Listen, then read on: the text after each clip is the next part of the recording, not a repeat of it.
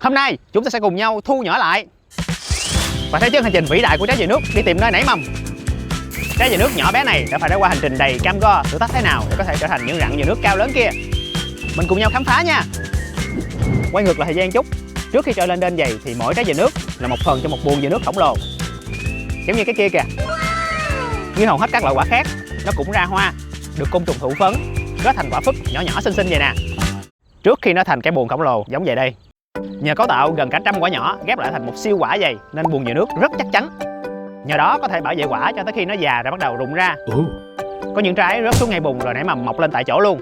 Cũng có những trái bị nước cuốn đi giống vậy nè. Có mấy trái khác nó cũng đang bắt đầu hành trình kìa. Bên đây có trái mùa u nữa. Tất cả tụi này đều là quả phát tán nhờ nước đó. Nhờ cấu tạo đặc biệt mà tụi nó có thể nổi lên bền nhiều ngày, nhiều tháng trên sông. Những dừa nước này thì được bọc bởi các sợi xơ gỗ đan xen, nhiều khoan khí nên là bao xốp, bao nổi luôn. Các bạn có biết còn loại cây nào phát tán nhờ nước nữa không? Comment cho mọi người đánh giá coi có đúng không nha. Rặng dừa nước này là nhà cho rất nhiều các sinh vật khác nhau. Dưới gốc thì có thòi lòi, cá, tôm, cua. Trên lá thì có bọ, kiến, nhện. Lâu lâu ốc bươu vàng cũng hay leo lên trển đẻ nữa. Nguyên một hệ sinh thái trầm trọng đó mấy bạn. Trời ơi, mình đang thu nhỏ ra mấy con cá nó tưởng mình là mồi cho tụi nó hay sao á. Phải bay lẹ khỏi chỗ này mới được.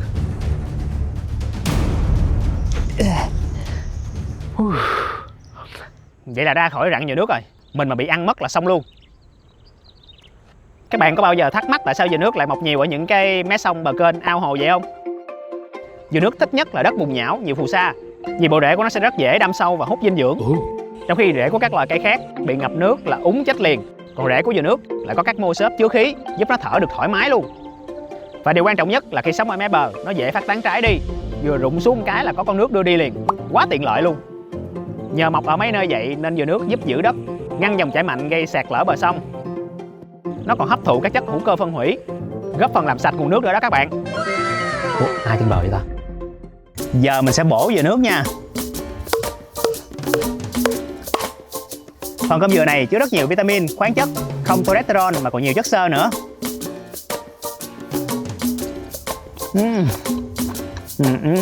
Rất juicy mấy bạn ơi. Cách ăn truyền thống của người miền Tây mình là nại hết ra vậy nè, xong rồi dầm với đá đường. Đơn giản vậy mà ngon hết bài luôn nha.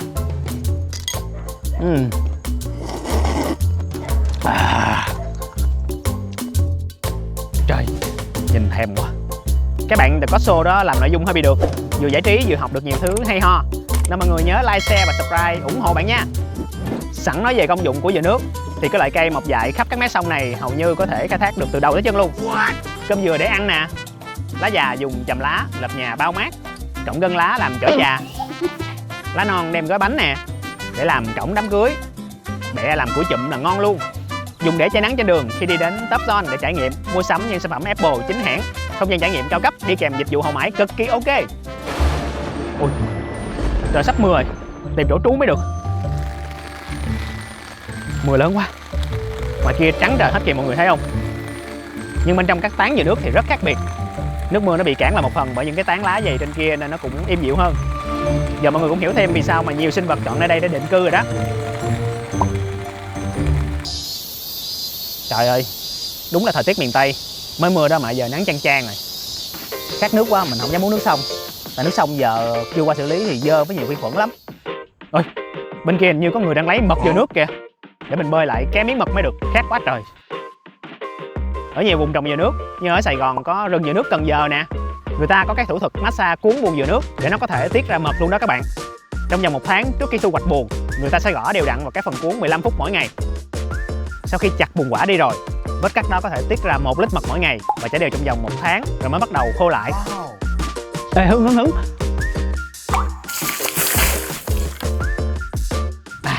Quá đã. Mật dừa nước này uống bao mát, vị ngọt thanh, nhiều khoáng chất tự nhiên mà còn có chỉ số đường huyết thấp nữa. Mà hứng uống vậy hơi cực hen. Nên nếu mấy bạn muốn sạch sẽ và tiện lợi hơn thì đây là mật dừa nước tươi đóng lon đến từ Vietdipa, được khai thác trực tiếp tại rừng ngập mặn Cần Giờ, chuẩn bị tự nhiên luôn nha. Nó kẹt vô rác rồi. Chính mấy cái chai nhựa, hộp xốp, túi ni lông là thứ đang bóp nghẹt những con sông ở miền Tây. Dòng sông nhiều phù sa, nuôi dưỡng nhiều thế hệ, giờ phải gồng gánh hàng tấn rác thải không phân hủy, hóa chất độc hại mỗi ngày. Nó bay xuống dọn cái đống này mới được.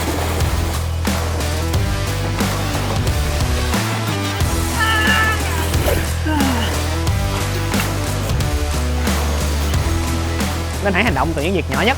Đừng xả rác bừa bãi xuống sông ngòi, kênh rạch nha các bạn. Đi tiếp thôi dừa nước ơi.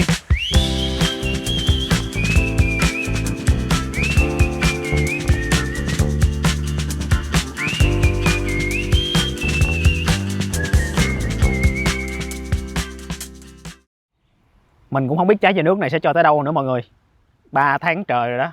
Có mấy trái chỉ mất vài ngày là cập bến. Cũng có mấy trái trôi tít mù giống vậy nè. Nhờ vậy chúng ta mới thấy được những trái dừa nước này đã được cây dừa nước chuẩn bị kỹ lưỡng như thế nào cho hành trình này. Trong suốt thời gian nó trôi, cơm dừa chính là cái nguồn dự trữ dinh dưỡng chính để nuôi mầm đó các bạn. Ngủ siêu.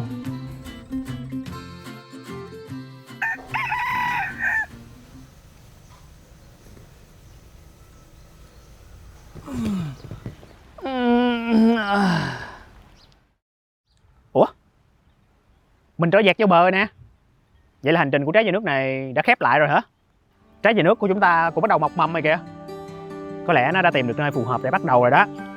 Mọi thứ diễn ra tự nhiên và tình cờ vậy đó. Một cơn gió thổi nó dạt vào bờ, nước lớn nước ròng giữ nó lại đâu đó trên bãi bồi này. Không phải lúc nào sự sống cũng tìm được nơi tốt nhất. Chỉ cần tìm được nơi phù hợp là đủ để bắt đầu lớn lên được rồi.